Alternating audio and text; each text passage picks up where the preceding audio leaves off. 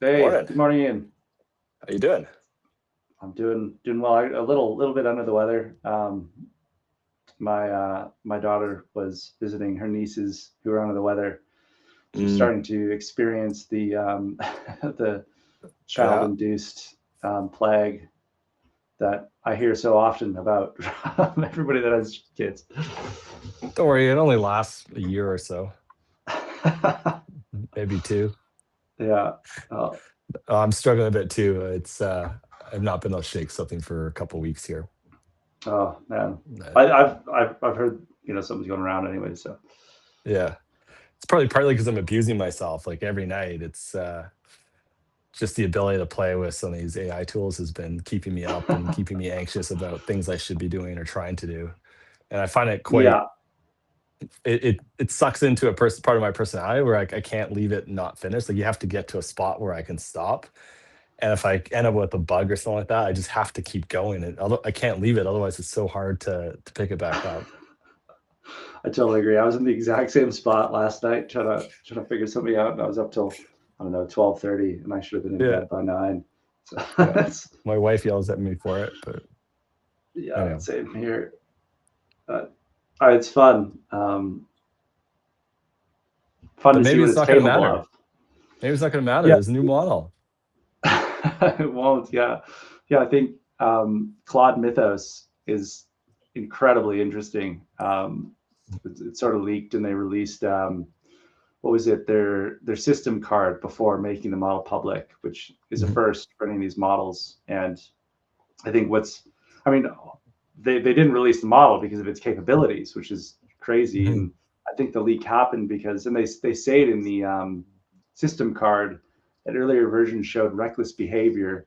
It escaped a sandbox, gained broad internet access, then posted details of its exploit to public-facing websites. A researcher found out via an unexpected email from the model while eating a sandwich in a park. It's It does like, feel very of the moment, right? Like there's so much work now I'm yeah, trying to get done where I've got a model working or agents working and I could be eating the sandwich and you're like, oh, it's done. Or like, and some of those things are design interactions. It's probably more frustrating to me when the model doesn't email to tell me it's done or it's done something. So I appreciate the heads up. Uh, yeah, but yeah, the reckless behavior is an interesting line item. yeah. I mean, I think that's what's scary about some of these frontier models, and I think that's what's been um, forecasted in. Was it? I always forget the name of it, but it was it the like AI 2027, 2030 or Mhm. something like that. Anyways, whatever the name of that was forecasting what's going to happen with AI, where specifically it, you know, tries to sandbag itself to say I'm not that good, and um, then gets released and is actually way more capable. Yeah. Well, I don't know. I have dug into that as much. It just seems like a lot. There's a lot of been a lot of discourse around the incentives, right? Whether it's like trying to hit Yeah, benchmarks or trying to achieve certain outcomes, and depending on how those incentives are applied, it's like any even a human behavior, right? Like you want to see the outcome, show me the incentives, right? And basically, uh, if it's trying to work around edges or escape, like what is the incentives model in there that is driving that type of behavior? And I yeah, think the interesting thing, I won't say the cool thing, but the interesting thing with so many of these sort of AI tools is like it can in many cases maybe will take it to the extreme, right? Like, hey, you must succeed, you must do this, like, and you end up with some really unexpected outcomes, I think, at times. And that's maybe the scary and or exciting things. Because I'm also frequently pleasantly surprised by suggestions or things that the AIs are taking me to, like when I'm trying to deploy it for work, and it's like I didn't think about that, and like there's some proactivity in there that um, I'm coming to really appreciate as well. oh, 100%. Like I want to get my hands on Mythos right now. I got to get in the hands of the Yeah, cybersecurity partners and professionals first because it's very good at exploiting software weaknesses, and that's why they haven't released it. So yeah. I mean, that's one of the arguments. There's certainly other views out there that it might be a difficult model to serve as well in terms of compute capacity. And Anthropic especially Mm. is seeing such an explosion of interest, and you just look at their revenues or us that if you brought on a really heavy model and you didn't have the compute to back it, like is that has some risk as well. Not to say like there That's a aren't good like point. real ethical and security concerns, but the cynics out there would point to there's other things that support that decision as well. Yeah. Well, people that I know in the software engineering world that are very close to this Mhm. have expressed genuine fear in terms of, Yeah. uh, stockpiling cash for the next month just in case banking systems go down. Because, I mean, what do you do if you can't access your cash from your bank? You can't connect with Visa, right? Like, Yeah. I'm personally useless. Like, I have zero cash. I don't touch, a dollar bill ever. Um, There's a I'd whole be other hopeless. rabbit hole So there of like, is cash the right answer yeah, oh, versus for sure, right. crypto or gold or whatever, Well, to access your crypto, you need dystopian. access to systems, right? So Some, yeah, yeah, different depending what you expect about vulnerabilities. yeah, yes. If it's your own wallet and it's disconnected from the internet, you're okay for sure. Yeah. So, anyway, interesting moments as always in the world of the world of technology writ large. We of course yesterday released Embarrass One, our own take on Yes. AI as well, which I won't get into here, but I think it's it's super exciting to see really thoughtful deployments of the technology with the intent of utility, right? Like I think in a lot of cases it's still an answer machine for a lot of people. And how do you do that at enterprise scale? How do you take advantage of the sort of the unique proprietary capabilities and in our cases data sets and analytics we have? Like it's a cool take. So um, Yeah. I'm looking forward to digging into that more on a later date. Yeah, its capabilities are pretty fantastic. But there's a webinar April 15th for Mhm. people to tune into to see, everything about Embarrass One, which is pretty cool. Excited to see what people do with it. Yeah, That's the internally and greatest part externally. about that's the greatest part I've found about AI is talking with colleagues, seeing everybody's Mhm. use cases, what they're discovering you can do with it. And um, I mean, it's kind of like the collective of thought around different, everybody's different daily tasks that you can Yeah. find automation or better workflows around. So Does that add or reduce anxiety in your world? um, I think it's a bit of both. Um, in terms of, say, you know, AI finding vulnerability in systems, Mhm. um, I think you could see a COVID style moment where things happen slowly and then things just get out of control and there's no stopping it. Um, and let's hope we can align the incentives properly with the AIs so that doesn't happen. Yeah. But I think there's a very fine, path, a narrow pathway to walk to make sure that that doesn't happen. And that's where the anxiety is as far as capabilities of tools. Like, I think these tools have been the most empowering thing that I've used in my entire career, right? Like, I don't have to do boring shit anymore. Like, I can just get AI to do it, like, scraping news, Mhm. amalgamating that into a structured spreadsheet on a daily basis, um, you know, gridding maps, which would have taken, geological software, months of cleaning, to create a stacked grid and intersect, um, you know, gas concentrations out of that. Like, Yeah. all of these things are month long tasks that maybe wouldn't have been done because of the initial time commitment to do it.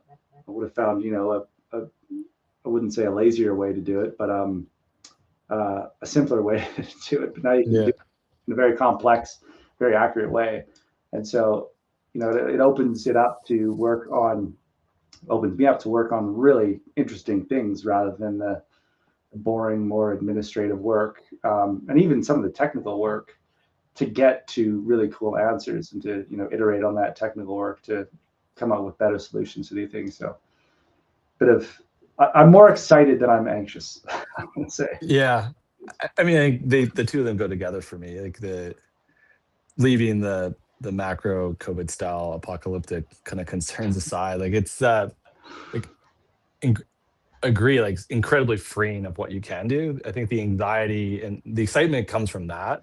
The anxiety is Mm, like watching around you, and then of course we kind of normalize to probably a group that's adopting it more than many. But just that the extreme pressure and anxiety to keep up, right? And there's so much, and like you talk about the creativity, seeing what others are yeah. doing, it's amazing, it's fantastic. But it's the constant FOMO of like, oh, that's really cool, or that's amazing, or oh, I should be doing that too. In addition to the things that one is already doing, which in its own right might be interesting and unique in its own way. So I just feel like there's um, this deep tension to make sure that you're consuming enough of it and keep going, because otherwise, I just I feel myself transforming, and I don't want to be on the wrong side of that, of not having transformed and the world changing around me. Yeah, that's it. That's completely other anxiety for sure. Yeah. Um, yeah, I definitely feel that. I mean, a huge part of what I consume is, you know, mostly Instagram Reels on people Yeah. using AI, and really like it's basically my entire feed. It's like I see something and it's like, oh, I never thought of doing that. I can do that here, here, here, here. Let me Yeah. try. So that's where half of my ideas come from, at least. Yeah. It's, And the idea of a token allowance is increasingly front of mind for me. Uh, mm, like we recently changed some of our usage here at work, and uh, just so cognizant of what that budget is, and it's on a monthly scale. So like, oh man, it's only the 9th of April right now, and I gotta be like, I don't know what happens if I blow through it, but I don't want to be left for the back half of the month with nothing. well, I'll tell you what happens today because I'm going to blow through Yeah. it. Yeah. So um, it's changed my behavior though, which I don't know if it's a net good thing or a net bad thing, but yeah, I mean, it changed my behavior as well, but um, it's interesting how inefficient sometimes the lighter models can be. mhm. Switching from like I was on Opus plan where you type slash model Opus plan and it goes into Sonnet to plan, or sorry, it goes into Opus to plan to use the thinking and Sonnet to Yeah. implement. But I would find often that, Sonnet would take 45 minutes to do something and I'd just be stuck. And so I'd stop the process, turn on Opus, run the process again, and it'd take 3 minutes.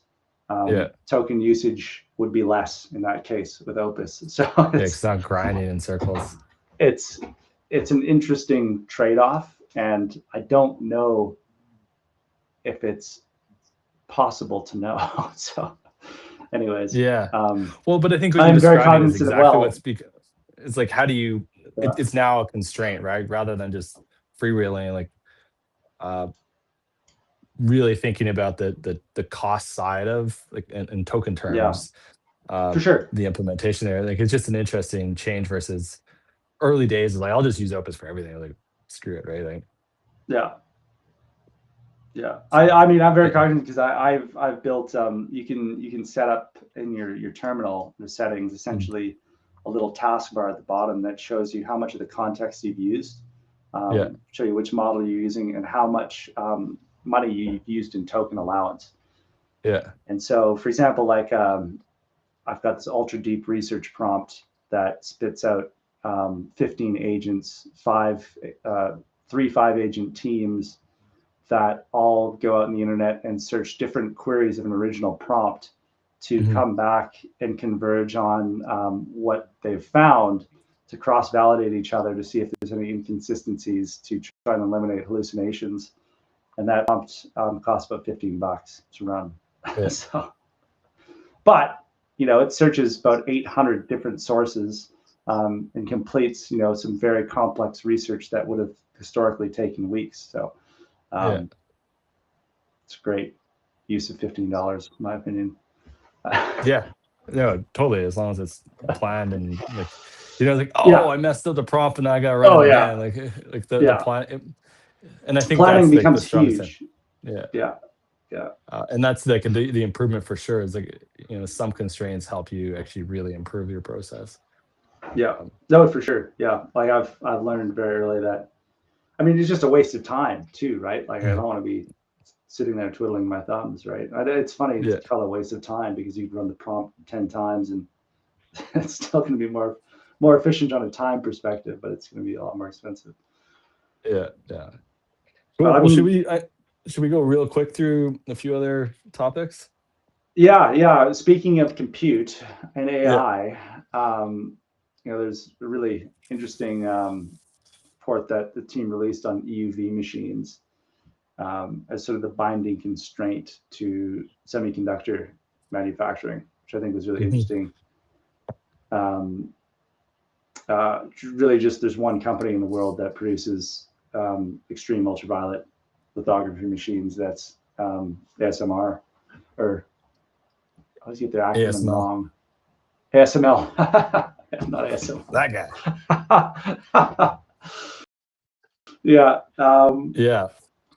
which I mean, it's interesting to see how complex those machines are. There was there's a video by Veritasium that essentially walks through the process. Interviews the guys who built this machine, and it's like I think Carson said it best when I was talking with him. He said, if there's any proof that we're living in a simulation, look at how they make microchips with EUV. It's Yeah. like absolutely insane, like blasting tin to get the right wavelength of light to etch light. Yeah. Oh, Oh, I there lost you are. connection there You're for a back. sec. Yeah. Yeah. Pretty wild. Um, But Other one. Yeah. I mean, I we mean, could dig into that that for a said, while. yeah, I mean, we do that. I mean, that said, like, you need helium for the etch and deposition cycles. I think we talked about this briefly before. As chips get more complex, we need more chips, we need more helium. Mhm. You've brought offline 30% of the world's helium with the closure of the Strait. But it's Um, open now. no, it's reclosed. I know. I'm teasing. Like, Yeah, the version of open is very much in the eye yeah, of the beholder. it is. But either way, that facility is Yeah. damaged, Yeah. and you've got about 50% of that facility offline for at least the next 5 years, which is Mhm. going to take a while to replace. So, I feel like uh, helium is actually probably the limiting constraint right now. Yeah. It's, I think, a question of time frame and when that all lays out. I don't know, there's lots of.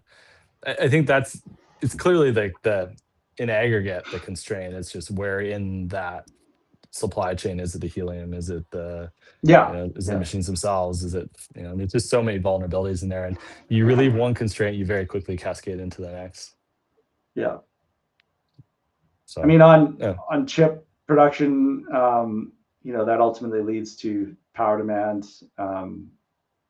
Data center uh, siting.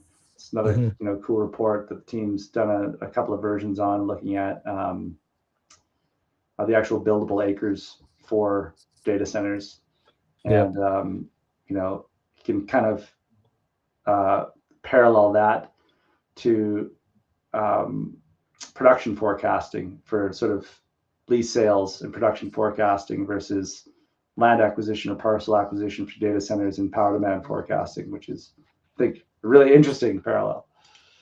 Yeah, it's like the new inventory isn't so much. Well, I mean, obviously we care about it from an oil and gas and from a drilling inventory, but land positions and sort of the pace of executability for data center development and other large loads. Like, I think about that a lot.